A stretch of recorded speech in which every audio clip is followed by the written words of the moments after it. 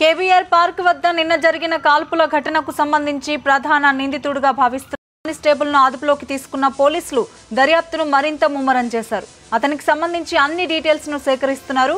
అయితే నగర police commissioner మాత్రం నిందితుడిని అదుపులోకి తీసుకున్నది ధృవీకరించలేదని తెలుస్తోంది. కాల్పుల ఘటనకు సంబంధించి ఏం జరుగుతుందో మా కరెస్పాండెంట్ రాజేష్ అడిగి తెలుసుకుందాం. రాజేష్, పోలీసులు ఓబులేష్ ని అదుపులోకి తీసుకున్నారని చెప్తున్నారు. అయితే కమిషనర్ మాత్రం దీన్ని ధృవీకరించట్లేదు. డీటెయిల్స్ ఏంటి? దీనికి ఎప్పుడైతే కానిస్టేబుల్ ఓబులేష్ అదుపులోకి తీసుకున్న అంశానికి సంబంధించి కావచ్చు, అరెస్టు విషయాన్ని కానీ పోలీసు ఉన్నత అధికారులు ఎవరు కూడా ధృవీకరించడం లేదు. అసలు కేసుకు ఇంకా దర్యాప్తు కొనసాగుతుంది, ఇంకా ప్రైమరీ దశలోనే ఉంది. ఇలాంటి సమయంలో వివరాలు ఏమీ వెల్లడించలేమంటూ పోలీసు ఉన్నతాధికారులు స్పష్టం చేస్తున్నారు. ఇక ఒక సందర్భంలో ఇవాళ అసెంబ్లీలో కూడా కేసీఆర్ ప్రకటన చేసే అవకాశం ఉండే, నిందితుడు దొరికినట్లయితే దానికి సంబంధించి ప్రకటన కూడా చేయాల్సి ఉంటుంది. కానీ ఇప్పటి వరకు నిందితుడు దొరకలేదు కాబట్టి ఇవాళ తెలంగాణ సీఎం కేసీఆర్ ప్రకటన చేయలేదనే ఇంకొక వాదన పోలీసు ఉన్నతాధికారుల నుంచి వినిపిస్తుంది. నిందితుడు దొరికినారా లేదా అనే దానిపైన మాత్రం ఇంకా పోలీసు అధికారుల నుంచి ఎలాంటి స్పష్టత ఇవ్వలేదు. విచారణ కొనసాగుతుంది మాత్రమని వారు చెప్తున్నటువంటి పరిస్థితి కనబడుతుంది. తరంగిణి, అయితే ఓబులేష్ ని అదుపులోకి తీసుకున్నారు కదా, అతని దగ్గర నుండి ఎటువంటి సమాచారం పోలీసులకు రాలేదా? అతని తండ్రిని కూడా విచారిస్తున్నట్టు తెలుస్తోంది.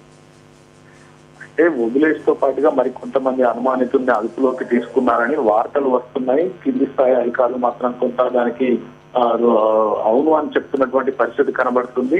గతంలో కూడా కొంత అతనికి నేర ప్రవృత్తి ఉంది. గతంలో కూడా కొన్ని నేరాలకు పాల్పడ్డాడు. AK-47 గన్ ఏదైతే మిస్ అయిందని చెప్పాడో దురుద్దేశపూర్వకంగానే దాన్ని దాచాడు. ఆ దాచిన అనంతరం ఏదైతే ఏడాది కావస్తుంది, ఏడాది తర్వాత ఆ గన్ను ఇప్పుడు యూజ్ చేయాల్సిన అవసరం ఏమొచ్చింది, అసలు ఇప్పటి వరకు ఆ గన్ను ఎక్కడ దాచాడు, గతంలో ఏదైనా ఈ AK-47 గన్ తో ఎక్కడైనా నేరాలకు పాల్పడ్డాడనే కోణంలో ప్రస్తుతానికి విచారిస్తున్నట్టు తెలుస్తుంది. అయితే దీన్ని మాత్రం ఉన్నతాధికారులు కొట్టిపారేస్తున్నారు. తరంగిణి, థ్యాంక్ యూ రాజేష్.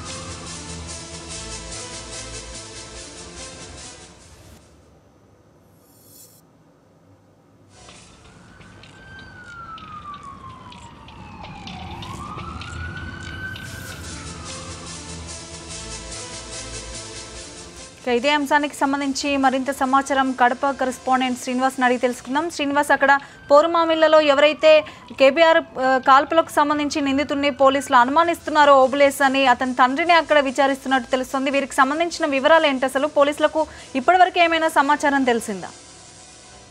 పోలీసులు వ్యవహారాన్ని అంతా గోప్యంగా ఉంచుతున్నప్పటికీ కూడా ఉన్నతాధికారుల నుంచి వచ్చిన ఆదేశాల మేరకు అక్కడ ఉన్నటువంటి పూర్వాల ఎస్ఐ అంటే ఇప్పుడు ఓబులేష్ తిరువెంగళాపురం చెందినటువంటి మైకేల్ పెద్ద కొడుకుగా గుర్తించిన నేపథ్యంలో ఆయన తండ్రి మైకేల్ ను పోలీస్ స్టేషన్ తీసుకొచ్చి విచారిస్తున్నారు. అతని నైజం ఏ విధంగా ఉంటుంది, ఎన్నాళ్ళ నుంచి టచ్ లో ఉంటున్నాడు అనే అంశాలను కూడా వాళ్ళు విచారిస్తున్నట్టుగా మనకు సమాచారం ఉంది. ఉన్నత అధికారుల ఆదేశాల మేరకు అక్కడ ఉన్నటువంటి పోలీసు అధికారులు అయితే ఆయన తండ్రిని అదుపులోకి తీసుకొని విచారిస్తున్న మాట అయితే వాస్తవం అని చెప్పి తెలిసింది. ఎందుకంటే అక్కడ పోలీస్ స్టేషన్ వద్ద ఓబులేష్ తండ్రి మైకేల్ మీడియాతో కూడా మాట్లాడినటువంటి పరిస్థితి ఉంది. ఆయన స్పష్టంగా చెప్తున్నారు, 2 సంవత్సరాల నుంచి మాకు టచ్ లో లేడు. అసలు ఈ సంఘటన జరిగిన నేపథ్యంలో చెప్తున్నటువంటి ఓబులేష్ కుమారుడు ఓబులేష్ ఒక్కరైనా కాదనేటువంటి అనుమానాలు కూడా ఆయన వ్యక్తం చేస్తున్నటువంటి పరిస్థితి అయితే ఉంది. మొత్తం మీద వీళ్ళు 3 కొడుకులు, పెద్ద కొడుకు ఓబులేష్, ఇంకా మిగతా ఇద్దరు కూడా ఒక అతను చదువుకున్నాడు, ఒక అతను వేరే ఉద్యోగం చేసుకున్నటువంటి నేపథ్యం అయితే ఉంది. ఈ విషయం తెలిసినటువంటి నేపథ్యంలో గ్రామంలో ఎవరు కూడా ఒక మాట్లాడేటువంటి పరిస్థితి అయితే కనిపించడం లేదు. ఓబులేష్ ఈ విధంగా చేశాడనే చాలా ఇది ఉంది. మొత్తం మీద ప్రచారం అయితే విపరీతమైనటువంటి ప్రచారం కొనసాగుతుంది. గతంలో ఏదైతే AK-47 ఉందో దీన్ని తీసుకోలేని నేపథ్యం నేపథ్యంలో ఈ ఇష్యూలోనే అతన్ని సస్పెండ్ చేశారు. ఆ తర్వాత ఇతను మళ్ళీ విధుల్లో జాయిన్ అయ్యాడని కూడా చెప్తున్నారు. విధుల్లో జాయిన్ అయిన తర్వాత ఈ సంఘటన జరిగిందని చెప్తున్నారు. మొత్తం మీద అయితే పోలీసులు విచారణ చేపడుతుంది. తండ్రిని విచారించిన నేపథ్యంలో మాత్రం 2 సంవత్సరాల నుంచి తమకు టచ్ లో లేడు, అసలు నా కొడుకైనా కాదా అనేది కూడా కొంత అనుమానం వ్యక్తం చేస్తున్నారు. Thank you Srinivas.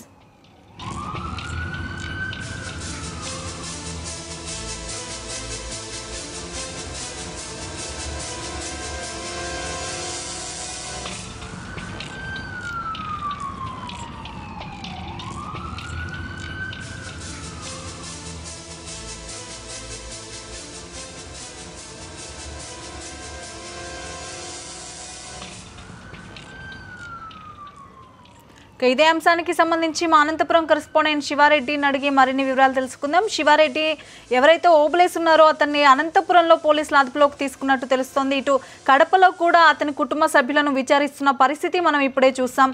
ఓవరాల్ గా అనంతపురం పోలీసులు ఇష్యూకి సంబంధించి ఏం చెప్తున్నారు?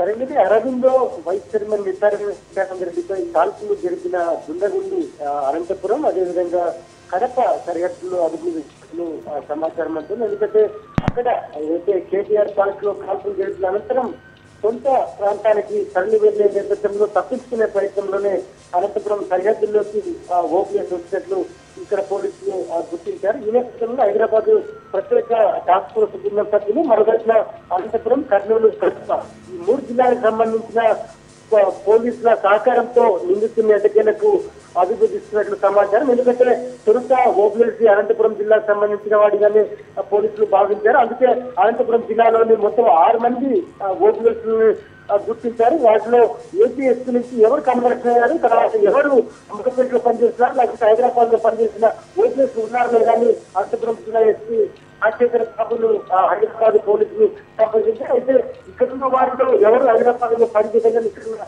ఎస్పీ చాలా స్పష్టంగా పెడుతున్నారు. ఈ నేపథ్యంలోనే కడప జిల్లా పౌర్మాములకు సంబంధించిన వ్యక్తి దేవుడిగా గుర్తించడం జరిగింది.